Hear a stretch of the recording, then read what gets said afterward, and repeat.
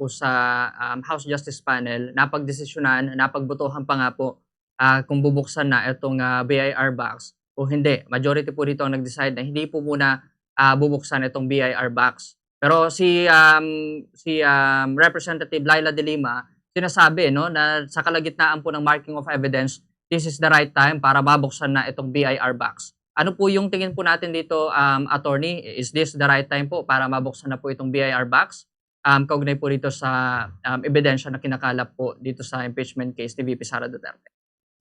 Sa perspektibo ko bilang isang trial lawyer din, ang purpose talaga ng pre-trial ay mag-object yung kabila kung meron siyang objections, maglista ng ebidensya, kung ano man yun. At mukhang kanina nag-end ang pre-trial at ang humantong ito sa desisyon na ipaubaya ang final ruling na ito sa impeachment proceedings itself.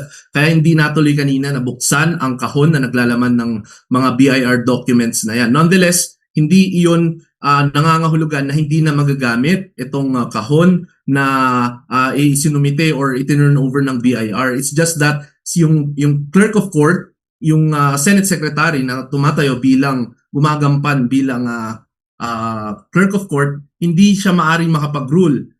Kung ang expectation natin ay may objection ang defense na buksan yon, ang tanging authority lamang para pagdesisyonan yan, dapat ibato yan sa impeachment court.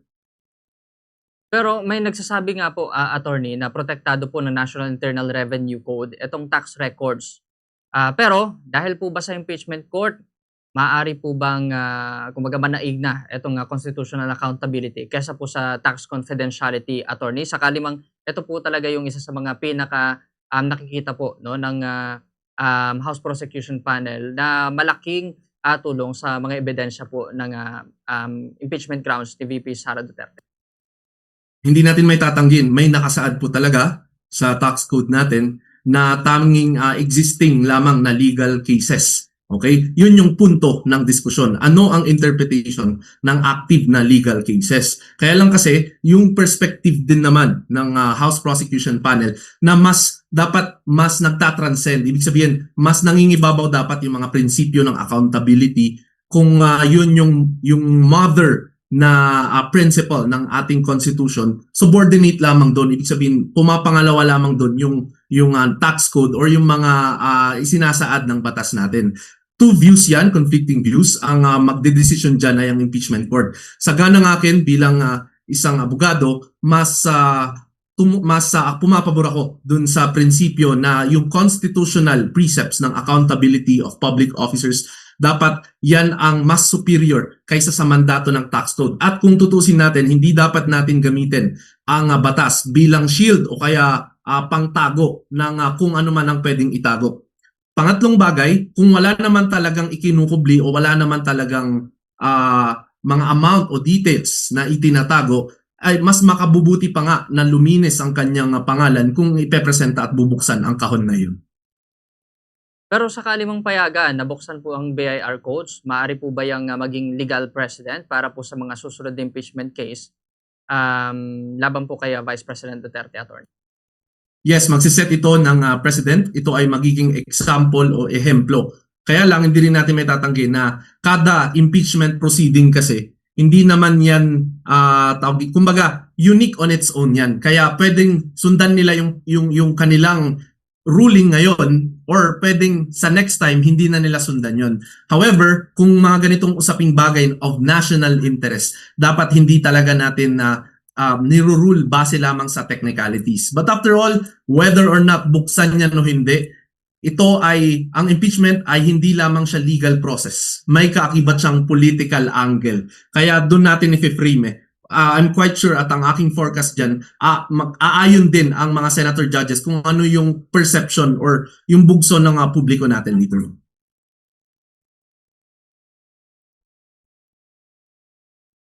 Dito po, attorney. Ayan, attorney.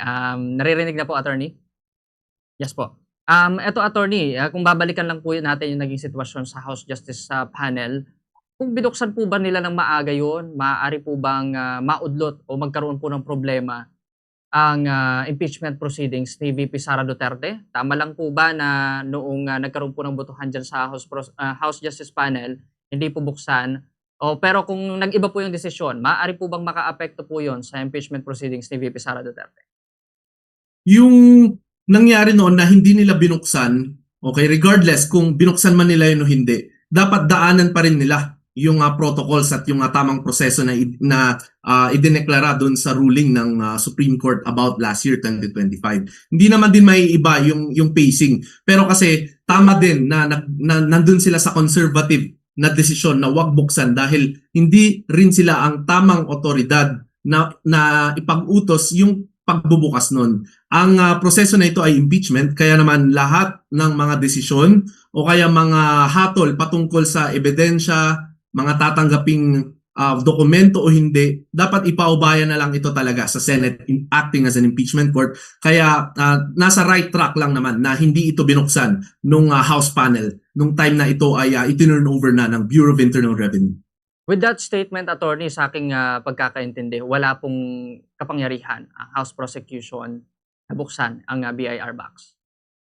Tama, hindi suportado ng batas o kaya ng kahit anong legal basis ang kung sakaling ito ay binuksan nila noon at maaari pa silang questionin dyan na gumagawa sila ng mga bagay na wala sa kanilang kapangyarihan dahil ang kanilang mandato lang naman at that time bilang House panel, Justice panel, di ba, ay suriin kung meron bang sapat na basihang batas at factual, legal and factual basis para i-hold si VP Sara accountable for impeachment. Yun lang. Yung mga ganitong ruling kung bubuksan ba nila itong mga dokumento o hindi dapat talaga nila ginawa yun. Kaya naman ipapaubaya dapat yan sa impeachment court. Sakali mang tuluyan na pong mabuksan, whether ang prosecution or ang Senate ang magbukas po nitong records ng BIR box, and then lumalabas, attorney, na wala pong irregularidad, ano po yung mangyayari dyan? Maaari po bang magpalakas naman po yan sa defense ni VP Duterte at kumbaga magbaliktad po itong takbo ng impeachment, attorney? Ano po yung pwedeng maging epekto po niyan, attorney?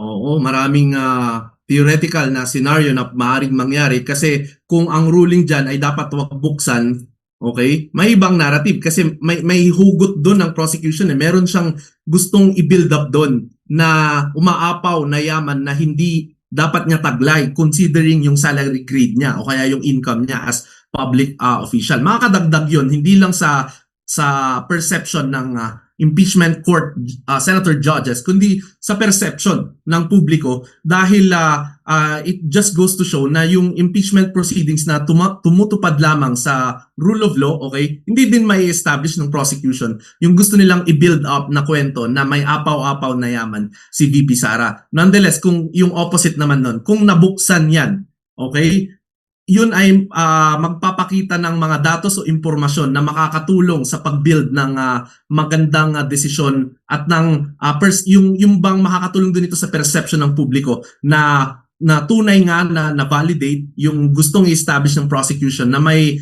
ill-gotten wealth si VP Sara kung yun ang kanilang mafi-frame. Yes po, attorney. Pero ito, attorney, yun nga, no? SALN din po kasi na pag-uusapan dito. No? So, record ni VP Sara Duterte.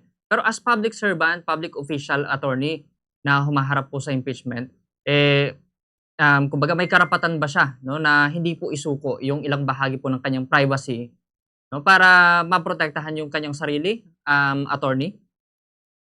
Alam mo, hindi dapat natin ginagamit ang data protection laws or mga data privacy concepts na yan para may pagtakpan ka. Kaya nga ikaw ay inihalal bilang pangalawang pangulo or kahit nga public officer, basta public officer ka lang, mandatory na ikaw ay magfa-file at magsusumite ng iyong SALN. You kind of waive your right, di ba? Dahil ikaw ay nasa public scrutiny na. Ano ba ang tinatago mo dyan? Yun nga yung purpose ng SALN law para i-declare sa publiko na nung pumasok ka o bago ka pumasok at habang ikaw ay nandyan, ito yung na-produce mong income. The goal of the SALN law is very noble.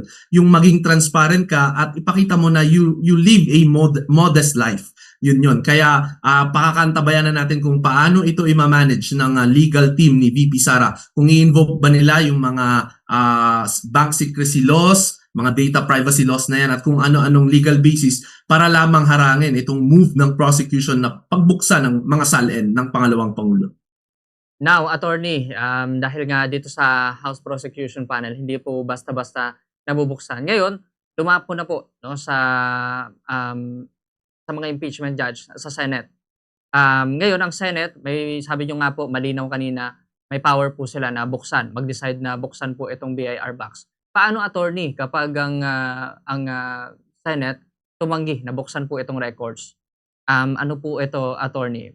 May mga protection po ba silang ginagawa pagdating po sa privacy, kaysa piliin po ang accountability po ng kaso po na to, attorney?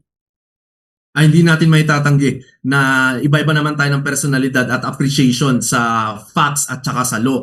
Maaari na kung ang manaig na boto sa papalapit na trial ay wag buksan yung kahon na yon. Okay, maaari yan. Pero hindi natin maalis na baka may sumugod sa Korte Suprema, magsampa ng petisyon at akusahan niya ng grave abuse of discretion itong mga senador. Okay? Pero kasi, remember, yung pag-appreciate mo naman ng evidence, maaring in good faith yun yung paniniwala na hindi dapat isinasa publiko yung mga ganitong bagay dahil walang sapat na basihang batas at factual para ito'y pagbuksan. Kaya kaabang-abang ito dahil malapit na ang SONA at hindi natin alam kung paano ang mga invitations later on, magsisimula na ba ng trial, kaya talagang pakaantabayanan natin dahil yung kahon na yan, whether may opposition or objection na yan ay pagbuksan, mukhang juicy yan, mukhang merong nilalaman na impormasyon yan na talagang maaring makasira sa imahe ni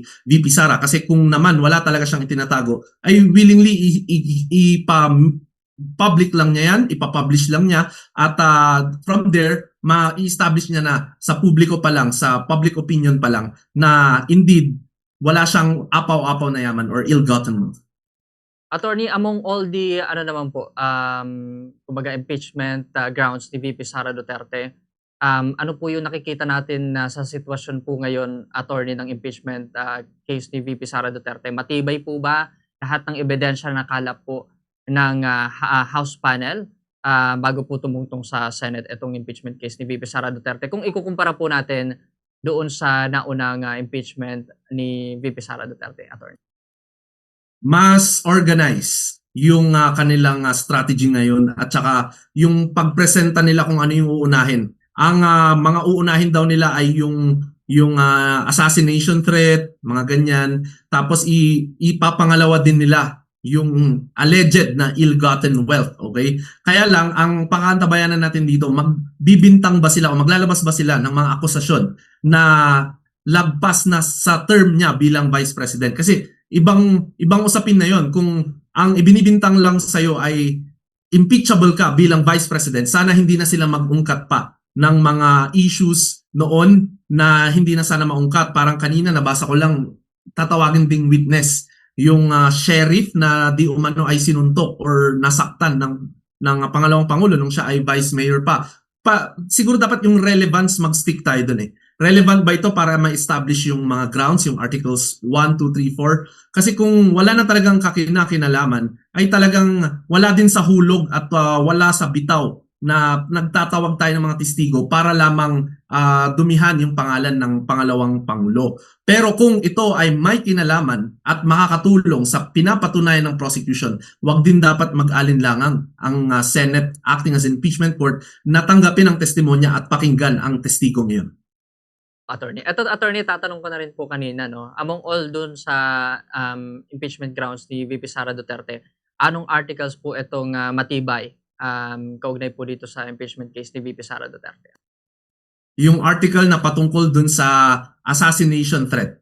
Okay? Dahil kung tatanungin nyo ko, kahit na hindi na nga lang legalidad yung moralidad lang ba, ganun po ba ang nais ninyong maging pangalawang pangulo o kaya maging public official? Yung napaka-loosely, ganun lang siya magsalita in public, malakas na yon. At sumusunod na magandang pundasyon din ng acquisition ng House prosecution ay yung ibinibintang nila na apaw-apaw na yaman. Okay? Yan ay matitrace hindi lang sa monitoring system or database ng Anti-Money Laundering Council, kundi dun mismo sa bangko, i-waive na lang yung bank secrecy kung wala naman talagang ini-establish. But again, these are mere theoretical projections. Wala tayong pinangungunahan. Ito lamang ay naayon lamang sa mga datos na nalikom lamang ng House Prosecution Panel at hindi pa naman natin totally pinoproject na talagang magigilty dito si VP Sara. Kasi after all, mahaba pa ang pagdadaanan nito at marami pa tayong papanoorin na live proceedings nila kung saan nahantong ang testimonya ng mga witnesses nila. Okay, attorney. Attorney, madami pa po sana tayong pag-uusapan kaugnay dito. Pero baka, attorney, may mga nais pa po kayong pinpoint dito po sa progress ng impeachment proceedings ni VP Sara Duterte, attorney. Go ahead po.